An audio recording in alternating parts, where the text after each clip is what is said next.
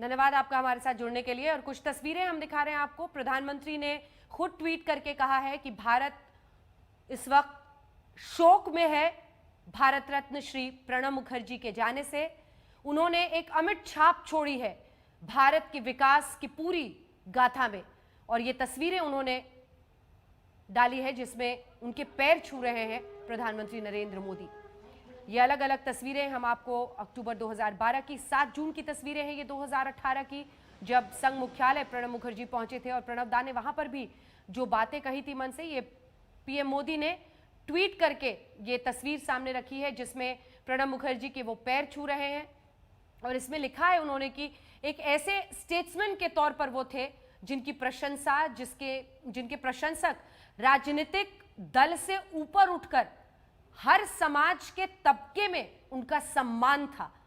उनसे हाथ मिलाते हुए, उनके पैर छूते हुए प्रधानमंत्री ने अपनी तस्वीर ट्वीट की है। ऐसे ही राहुल गांधी ने भी श्रद्धांजलि दी है।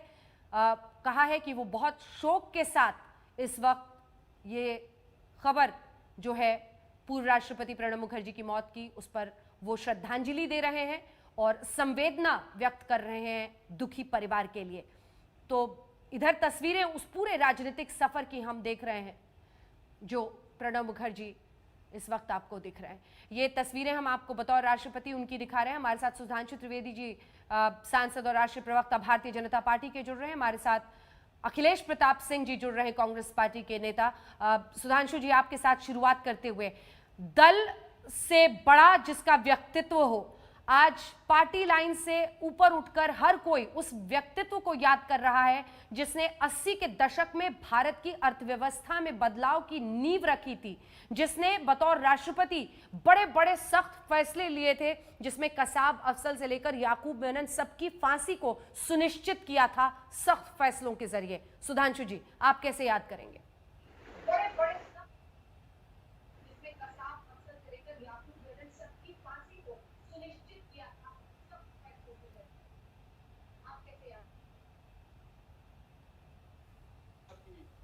मुखर्जी जी का नाम ही प्रणव है, जो अक्षरों में सबसे अग्रगण्य माना जाता है। तो मैं कहना चाहूंगा, यथा नाम तथा गुणा के अनुरूप भारतीय राजनीति में मूल्य, मर्यादा और स्वीकार्यता के जो अग्रगण्य नाम हैं, उनमें प्रणब मुखर्जी जी मैं मानता हूं कि बहुत प्रमुख नाम थे। और वर्तमान समय में कांग्रेस के उस पीढ़ी के लोग जिनको राष्ट्र की व्यापक समझ, गहरी अंडरस्टैंडिंग और वो किसी भी वैचारिक प्रभाव से मुक्त होकर राष्ट्र के हित में बात कर सकते थे, मैं मानता हूं कि उसमें शायद अब वो समाप्त होती हुई पीढ़ी के लोगों में से एक थे। इसीलिए आपने देखा होगा, मैं तो बचपन का एक अनुभव बताता हूं, हम लोग तो बहुत बच्चे थे जब इंदिरा जी की डेथ हुई और उस समय हुआ कि सबसे वरिष्ठ नेता उस जमाने में कैबिनेट में प्रणब मुखर्जी जी थे, उनके प्रधानमंत्री बनने की बात चल रही थी। मेरे विचार से बहुत कम लोग होंगे। जी, आपसे मैं बात करूंगी सुधांशु जी। इस वक्त हमारे साथ सीधे केंद्रीय मंत्री रविशंकर प्रसाद जी जुड़ रहे हैं। रविशंकर प्रसाद जी, दशकों तक जिसने भारतीय राजनीति को एक दिशा दी, जिसने पार्टी लाइन से ऊपर उठकर अपनी शख्सियत की पहचान बनाई, जिसने आर्थिक बदलाव की नींव रखी, जिसने सख्त फैसले लिए बतौर राष्ट्रपति, भारत रत्न प्रणब मुखर्जी नहीं रहे, आप कैसे याद करेंगे उन्हें? देखिए, भारत की राजनीति का एक बहुत ही बड़ा स्टेट्समैन अब नहीं रहा। आप देखिए, वो एक बड़े नेता थे, राजनीति समझते थे, संविधान समझते थे, शासन समझते थे और संसद समझते थे, सब कुछ एक साथ। मेरा परम सौभाग्य है कि उनका मुझे बहुत स्नेह मिला। एक मिनट मुझे वक्त दीजिए कि मैं अटल जी की सरकार में मंत्री था, एक बिल पेश कर रहा था, कानून राज मंत्री भी था। उठे, कहे, young man, have you examine this provision? तो मैं अवाक रहा कि संविधान की उतनी समझ थी। फिर हमारे उनके संबंध अच्छे थे, संसद में बोलता था, अच्छा बोले, और ये भी एग्जामिन किया करो। और इतिहास की जानकारी उनकी इतनी। एक बार एक विदेशी मेहमान आए हुए थे, तो राष्ट्रपति भवन में भोजन था, तो हमने पूछा कि सर आप कितने दिन मिनिस्टर रहे? अब 42 साल, समझ नहीं आप, 42 साल वो केंद्रीय मंत्री रहे हैं और बाकी संसद वगैरह तो अपनी जगह पर है। और समझाते कितना थे। आपके दर्शकों के लिए एक रोचक बात बताऊं, एक दिन उनसे कहा कि प्रणव दादा, मैं उनको प्रणव दादा कहता था, कि राष्ट्रपति भवन कोई भी आता है तो उसको जलपान मिलता है, बाकी जगह नहीं मिलता है। परंपरा कहां से शुरू हुई? उन्होंने कहा कि जब दिल्ली भारत की राजधानी बनी तो सारे राजा रजवाड़े दिल्ली आया करते थे, तो किसी के साथ 5, किसी के साथ 10 लोग आते थे, किसी के साथ 100 लोग आते थे, तो सबको जलपान मिलना शुरू हुआ। जब भारत आजाद हुआ तो एक सवाल उठा कि ये परंपरा बंद हो या चलनी चाहिए, तो राजेंद्र बाबू ने कहा भारत की परंपरा है अतिथि देवो भव, तो वो परंपरा चली। अब आप देख रहे हैं छोटी छोटी बात की जो जानकारी उनको थी, तो उनके साथ बैठना ज्ञान के अथाह भंडार थे। क्या राजनीति, क्या संसद, क्या शासन, क्या हिस्टोरिकल रेफरेंसेस। तो ऐसा व्यक्ति आज नहीं गुजर गया तो वो देश की बहुत बड़ी पूंजी थे। और मेरा तो बहुत सौभाग्य था, मुझे बहुत स्नेह मिलता था। कभी विस्तार से आपके चैनल पर बातचीत होगी उनके बारे में, आप बुलाएंगे तो मैं बताऊंगा। प्रणब बाबू के साथ काम करना, मैं पार्टी का विपक्ष में विदेश नीति का काम देखता था पड़ोसी देशों के लिए। जब भी मैं नेपाल या श्रीलंका जाया करता था, मैं उनसे मिलकर गाइडेंस लेता था एज ए राष्ट्रपति, और मुझे इतने सलीके से समझाते थे। तो मैं तो जीवन के बड़े मैं सौभाग्यशाली था। और मुझे जब मैं मोदी जी की सरकार में दोबारा मंत्री बन रहा था अंजना, तो मैं शपथ लेने गया। तो शपथ लेने के बाद मैंने प्रणाम किया, उन्होंने जिस आंखों से मुझे आशीर्वाद दिया वो मैं हमेशा याद रखूंगा। तो ऐसे महान व्यक्ति का जाना देश के लिए बहुत बड़ी क्षति है। मैं आपसे यही कहूंगा कि प्रणब बाबू अजात शत्रु, हर पार्टी में सम्मान जी। और वो व्यक्ति विचारधारा से ऊपर उठकर देश की चिंता करते थे, इसलिए मैं उनको हृदय से प्रणाम करता हूँ। बहुत गहराई थी, बहुत ठहराव था उनके व्यक्तित्व में। तभी देखिए, मुझे लगता है अगर हम पूरे राजनीतिक सफर को देखें, हालांकि वो आपसे बहुत सीनियर थे सर, लेकिन फिर भी 1969 से लगभग उन्होंने शुरुआत की, राज्यसभा में गए, फिर 73 में मंत्री बने और उसके बाद से इमरजेंसी का भी दौर रहा। आप बिल्कुल विपरीत दूसरी तरफ खड़े थे इस पूरी राजनीति के।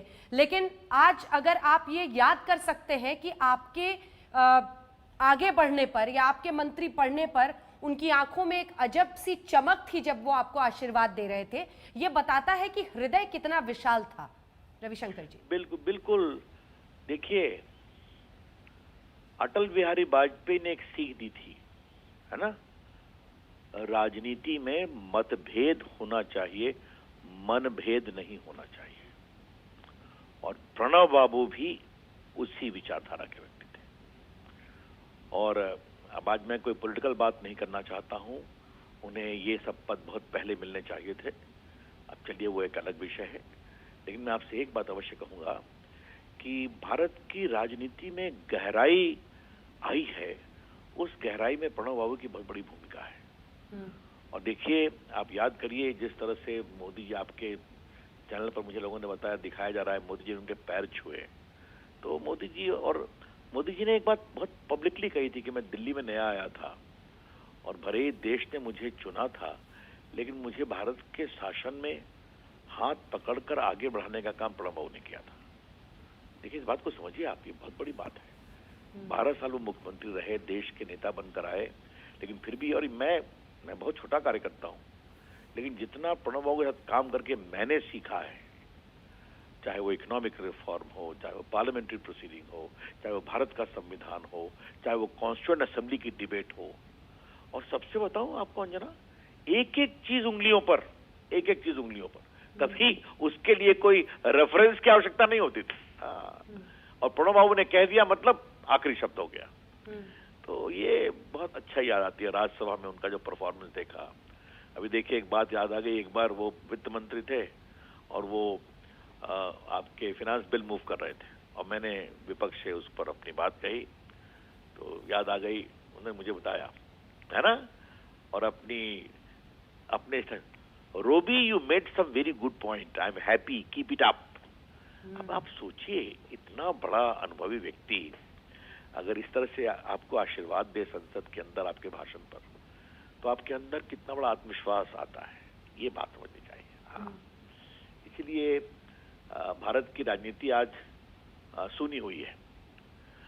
भारत का संवैधानिक सोच आज वो भी सुना हुआ है। क्योंकि प्रणब बाबू एक ऐसे व्यक्ति थे जो एक जैसे कहते हैं ना रेफरेंस पॉइंट, हाँ, कि कहीं कोई चीज इंस्टीट्यूशनल मेमोरी की आवश्यकता है, कोई संविधान की स्थिति है, क्या होना चाहिए, तो वो सिर्फ पार्टी नहीं, देश हित, ये प्रणब बाबू बहुत बड़े थे। तो मैं बहुत विनम्र प्रणाम करता हूँ। अच्छा लगा आपने मुझे याद किया कि उनकी कई बहुत, और देखिए संघ के कार्यालय में भी चले गए, डॉक्टर हेडगेवार को देश का एक महान सबूत बनाया।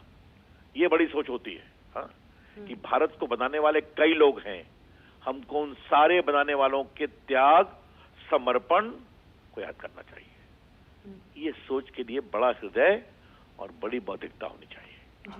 बहुत बहुत धन्यवाद आपका। रविशंकर प्रसाद जी हमारे साथ केंद्रीय मंत्री जुड़े थे, जिन्होंने याद किया और साथ ही बताया कैसे वो एक रेफरेंस पॉइंट, जिसे अंग्रेजी में कहते हैं भारतीय राजनीति का, यानी वो बिंदु जहां से आप हमेशा किसी भी मुद्दे पर जानकारी ले सकते हैं, बातचीत करते हैं, हर बात कंठस्थ, अपने आप में शासन, संसद, गरिमा, गहराई, ठहराव, जो कुछ भी एक नेता में होना चाहिए वो सब प्रणब मुखर्जी में था। अलग अलग वक्त पर कई मकाम आए उनके पूरे राजनीतिक सफर में। कांग्रेस पार्टी के एक ऐसे दिग्गज नेता के तौर पर याद रखे जाएंगे जिन्होंने 80 के दशक में अर्थव्यवस्था की नींव रखी थी, नई सोच की अर्थव्यवस्था में नींव रखी थी, जो बाद में हमने कई बदलाव देखे, जिसका श्रेय मनमोहन सिंह या नरसिम्हा राव को जाता है। उसके लिए कहा जा सकता है कि 80 के दशक में उस आर्थिक नीतियों की जो नींव है वो उन्होंने रखी थी। बतौर राष्ट्रपति जिन फैसलों को हमेशा याद रखा जाएगा, उसमें चाहे वो कसाब हो, अफजल गुरु हो, याकूब मेमन हो, उन सब की फांसी के फैसले में जिस तरह की सख्ती उन्होंने दिखाई, उसको लेकर भी हमेशा उन्हें याद किया जाएगा। यानी वक्त, विचारधारा और इसी के साथ फैसले लेने वाला एक ऐसा व्यक्ति। ये हम आपको उनकी पुरानी तस्वीरें दिखा रहे हैं। देखिए बगल में लालू प्रसाद यादव, आपको मनमोहन सिंह दिखाई दे रहे हैं, और इस तस्वीर में भी शरद पवार के साथ, इंदिरा गांधी के साथ ही शुरुआत हुई थी साल 1969 में, और उसके बाद राज्यसभा का टिकट देकर उन्हें राज्यसभा में मनोनीत किया गया था। राज्यसभा के वो सांसद बने, जिसके बाद वो 73 में ही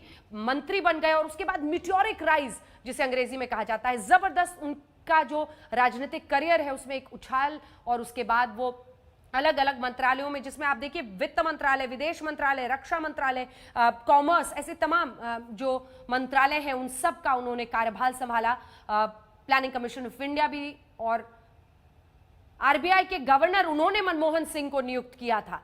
लेकिन फिर वो दिन भी आया जब मनमोहन सिंह प्रधानमंत्री बने, और नंबर 2 उस वक्त प्रणब मुखर्जी थे। लेकिन फिर 2012 में जब राष्ट्रपति प्रणब मुखर्जी बने, तो एक बार फिर मनमोहन सिंह को उन्हें यानी प्रणब दा को सर करके रेफर करना पड़ता था। तो अलग अलग परिस्थितियों में किस तरह की कई बातें इस पर हुई कि क्या वो शीर्षस्थ जो पद होता है प्रधानमंत्री का, वो कई लोग हमेशा माने कि उन्हें ही होना चाहिए। इस बीच उन्हें भारत रत्न से भी सम्मानित किया गया था, और ये तस्वीरें जिसमें प्रधानमंत्री नरेंद्र मोदी उनका पैर छूते हुए तस्वीरें उन्होंने ट्वीट की है। विदेश मंत्री के भी तौर पर उनकी भूमिका रही, और अभी भी जब ओबामा आए थे तो आप प्रधानमंत्री के साथ उनकी तस्वीरें देख रहे हैं। ये बहुत पुरानी तस्वीरें जिसमें नरसिम्हा राव के साथ वो आपको दिखाई देते हैं। अलग अलग वक्त पर कांग्रेस पार्टी में सीताराम केसरी के साथ आप उनको देख रहे हैं। उनकी जो भूमिका रही है कांग्रेस पार्टी के दशकों की इस पूरी राजनीतिक यात्रा में, वो अपने आप में एक ऐसा, सोनिया गांधी के साथ आप तस्वीरें देख रहे हैं, एक ऐसा योगदान है जो हमेशा हमेशा याद रखा जाएगा। और कई लोग मानते हैं कि न सिर्फ एक प्रबल वक्ता थे।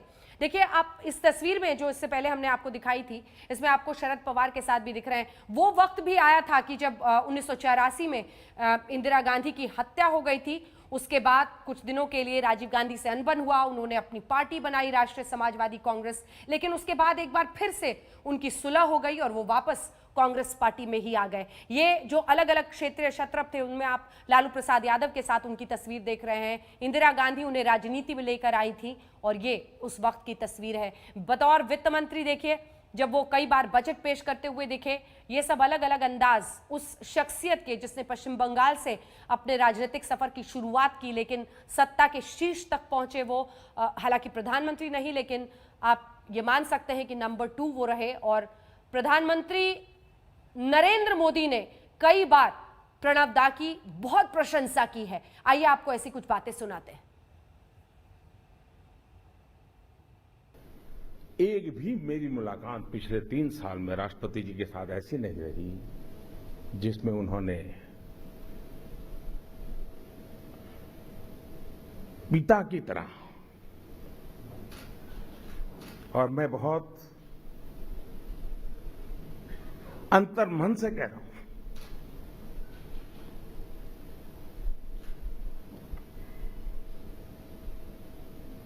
कोई पिता अपने संतान की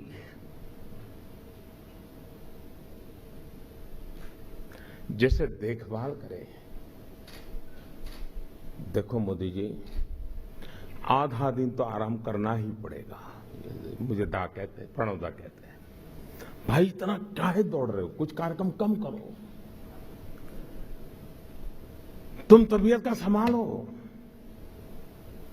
चुनाव के दिन थे उत्तर प्रदेश में, मुझे कहते हैं, कह रहे भाई जीत और हार चलती रहती है, लेकिन कोई शरीक आके देखोगे कि नहीं देखोगे?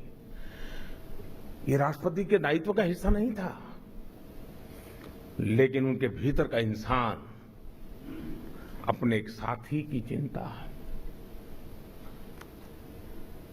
और मैं मानता हूं कि ये व्यक्तित्व, ये संबंध, ये रूप राष्ट्र जीवन के लिए एक बहुत बड़ा, हम जैसे लोगों को प्रेरणा देने वाला काम होता है, और वो काम प्रणव दा ने किया है, आदरणीय राष्ट्रपति जी ने किया है। हम आपको सुना रहे थे प्रधानमंत्री नरेंद्र मोदी ने जब बहुत ही भावुक होकर प्रणब मुखर्जी, और ये देखिए तस्वीरें भी उन्होंने ट्वीट की है जिसमें वो उनके पैर छू रहे हैं। इस बार बीच आपको लिए चलते हैं, हमारे साथ सुधांशु त्रिवेदी जी और अखिलेश प्रताप सिंह जी जुड़े हुए हैं। अखिलेश जी, एक युग का अंत है, ये भारतीय राजनीति में एक युग का अंत ही से कहा जाएगा। आप भारत रत्न प्रणब दा को कैसे याद करेंगे? देखिए, कल जितने दिन से मैं राजनीति में हूं, तब से मैं उन्हें जानता हूं, उनका हमेशा स्नेह भी मिला है। भारत की राजनीति का पितामह चला गया, कोई उनके इतना जानकार, सुपर कंप्यूटर थे वो, कभी कुछ नोट नहीं करना पड़ता था, और कभी कोई बात हुई हो, अब कुछ भी जब भी मिलना चाहो, राष्ट्रपति रहते हुए भी मैं मिला, और ये नहीं कि 4 दिन पहले फोन करके। जब लखनऊ आए थे तो मिला, वित्त मंत्री रहते थे तो, एक बार बजट बन रहा था तो मैंने इसे फोन किया, तो बुला लिए कि क्या आए हो, पता नहीं है बजट बनने वाला है, यहाँ एंट्री बंद होती है, बोलो कैसे आए हो, जल्दी बताओ। मैंने कहा दादा, फिर जो बात हुई चले। तो उनके तो मिलने में भी, उनसे साथ बैठ के सुनने में भी ज्ञान ही बढ़ता था, और हौसला बढ़ाते थे वो। जब मैं विधायक चुन के गया तो ये बोला गया कि 12 बजे रात को घर पे आना, 12 बजे घर पहुंचेंगे। कोई मीटिंग वोटिंग से आए, बैठ गए, वो छोटा सा जो उनका खाना बनाना होता, कहता था पहले खाना खाओ, कहते इतनी इससे मिल लो पहले, बहुत बहुत बधाई, इतना मेहनत करने के बाद तू जाके जीता बीजेपी से, बढ़िया, कैसे और कैसे कांग्रेस ठीक होगी, कुछ करो तुम लोग। ये मतलब उनको हमेशा सबको, जो अपने लोग उनके साथ रहते थे या नहीं भी रहते थे, इतनी यादें हैं अंजना जी की एक एक करके याद आने लगती। कुछ हम लोग यूथ कांग्रेस में थे, चिट्ठी भेजते थे तो उसकी रिप्लाई आती थी, और उसका कंप्लायंस दोबारा आता था। तो मैंने एक बार जब वित्त मंत्री हुए तो भी मैंने पूछ लिया, दादा आप सबका जवाब कैसे देते हो? तो कहा मैं शुरू से ही अपना स्टाफ रखा हूँ, पॉलिटिकल पार्टीज का जो लेटर हेड होता है वो मेरा एक अलग स्टाफ बैठा है, वो उस पर नोटिंग बनाता है और उसको फॉलो करता है, और पॉलिटिकल आदमी का जवाब मैं दूंगा तो मैं किस लिए पॉलिटिक्स में जी। इस तरह की सोच थी उनके पास कि, और ऐसी विशाल सोच के साथ ही कोई आगे बढ़ता है। गुलाम नबी आजाद साहब हमारे साथ जुड़ रहे हैं, वरिष्ठ नेता कांग्रेस पार्टी के, और भूपेंद्र सिंह हुड्डा भी हमारे साथ जुड़ रहे हैं, जो कि पूर्व मुख्यमंत्री हरियाणा के। गुलाम नबी आजाद भी सभी उनका आदर करते थे, उनके कंट्रीब्यूशन को रिकॉग्नाइज करते थे। मैं आज यही कहूँगा कि देश ने एक बहुत अच्छा देशभक्त सपूत खो दिया है। हम अल्लाह से यही दुआ करेंगे कि उनकी आत्मा को शांति दे, उन्हें स्वर्ग में जगह दे, और उनके जो बेटा और बेटी है उनको ये साहस दे इतने बड़े सदमे को बर्दाश्त करने का। तो गुलाम नबी आजाद को आप सुन रहे थे। हमारे साथ भूपेंद्र सिंह हुड्डा साहब, जो कि हरियाणा के पूर्व मुख्यमंत्री हैं, वरिष्ठ नेता कांग्रेस पार्टी के, वो जुड़ रहे हैं। हुड्डा साहब, तस्वीरें हम दिखा रहे हैं, पूरा राजनीतिक सफर लंबा रहा है, आप कैसे याद करेंगे प्रणब दा को? हेलो जी हुड्डा साहब, आप कैसे याद करेंगे प्रणब दा को, बोले। देखिए, प्रणब दा के जाने से बड़ा दुख हुआ है, इस पूरे देश को बड़ा नुकसान हुआ है। क्यों, एक स्वतंत्र सेनानी परिवार से थे और वो एक बहुत सुलझे हुए राजनीतिज्ञ थे और बहुत सुलझे हुए प्रशासक थे। उनको कोई भी महकमा मिला, चाहे वो वित्त का था, चाहे आपका फॉरेन अफेयर्स था, चाहे रक्षा मंत्रालय था, हर महकमे में वो कामयाब हुए। और जब भी सरकार पर कोई संकट आता तो संकट मोचक का कार्य वो करते थे। पार्टी में भी कांग्रेस पार्टी में भी कभी अधिवेशनों में बोलते थे या कोई चर्चा होती थी तो उनको जबानी याद रहता था कौन से फलाने सेशन में फलाने साल महात्मा जी ने क्या कहा। मतलब पूरा एनसाइक्लोपीडिया थे वो कांग्रेस पार्टी के भी और देश के इतिहास के भी। तो इस वास्ते मैं समझता हूँ आज उनके जाने से जो नुकसान हुआ है वो कभी पूरा नहीं हो सकता। और व्यक्तिगत तौर पे मेरे को बहुत ही ये दुख हुआ, क्षति हुई है, क्योंकि हमारा व्यक्तिगत पारिवारिक संबंध उनसे था। वो तीन पीढ़ियों के साथ हमारे सांसद रहे। मेरे पिताजी के साथ वो सांसद थे राज्यसभा में, फिर लोकसभा में मेरे साथ सांसद रहे जी। और दीपेंद्र हुड्डा के साथ सांसद रहे। तो और जब भी इनका वो था कोई कार्य जो होता, बड़े रेस्पॉन्सिव लीडर थे। कोई काम लेके जाते, कोई बात करते, कोई डिस्कशन करते तो रेस्पॉन्स बहुत अच्छा होता था उनका जी। और यही अगर कोई इतनी पीढ़ियों तक देश की संसद में पहुंचता रहा तभी उनका कद भी ऐसा है। हामिद अंसारी साहब हमारे साथ, भारत के पूर्व उपराष्ट्रपति इस वक्त जुड़ रहे हैं। अंसारी साहब, प्रणब दा नहीं रहे, कैसे याद करेंगे आप उन्हें? बहुत दुख हुआ। इधर कुछ दिनों से उनकी तबीयत ठीक नहीं चल रही थी। जून के आखिर में मैं उनसे आखिरी बार मिला था। उनके साथ मेरे संबंध बहुत पुराने थे। जब वो मंत्री थे, जब मैं विदेश मंत्रालय में अफसर था, जब मैं राजदूत था यूएन में उस वक्त, और उसके बाद जब मैं चेयरमैन था और वो लीडर ऑफ द हाउस भी थे, तो उनके साथ बहुत अच्छे संबंध थे। और इसी तरह से जब मैं बाद भी वाइस प्रेसिडेंट के और प्रेसिडेंट के ताल्लुकात बड़े अच्छे और बड़े कॉर्डियल थे। कोई ऐसा निजी अनुभव अंसारी साहब जो आप हमारे दर्शकों को बताना चाहें, क्योंकि सार्वजनिक जीवन में सभी ने देखा कि एक तरफ वो मुस्कुराता हुआ चेहरा भी थे तो दूसरी तरफ सख्त फैसले भी लेने के लिए जाने जाते थे, जिसमें तमाम जो ऐसे आतंकी थे, जिसमें अजमल कसाब से लेकर तमाम थे, उन सब पर भी उन्होंने सख्त फैसला लिया। बतौर वित्त मंत्री उन्होंने कई अहम फैसले लिए। जिस भी मंत्रालय में उन्होंने काम संभाला, एक मिसाल कायम की अपने काम के जरिए। अंसारी जी, कोई निजी अनुभव? और सबसे बड़ी चीज ये है कि वो एक एनसाइक्लोपीडिया थे। मुझे तो सबसे ज्यादा मजा आता था जब वो राष्ट्रपति थे, मैं उपराष्ट्रपति था, उनके पास जाता था महीने 5 हफ्ते में बैठ के बात करने, और उनसे किसी चीज पे कोई सवाल पूछ लीजिए, वो एक एनसाइक्लोपीडिया की तरह सब कुछ बता देते थे। तो बहुत दुख हुआ जी उनके जाने का। कोई ऐसा निजी अनुभव जो आप बताना चाहें? अरे बहुत सी चीजें हैं, मगर अब ये वक्त नहीं है उसका जिक्र करने का। जी, बहुत बहुत धन्यवाद आपका। हामिद अंसारी जी हमारे साथ, पूर्व उपराष्ट्रपति, जो कि उस वक्त साथ में ही प्रणब दा के थे जब वो राष्ट्रपति थे। हम एक ब्रेक के लिए